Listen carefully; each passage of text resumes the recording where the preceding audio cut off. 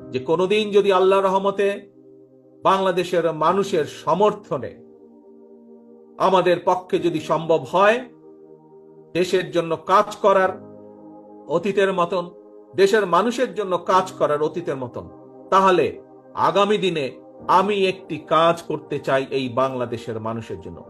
বিশেষ করে গ্রাম থেকে শুরু করব এই কাজটি।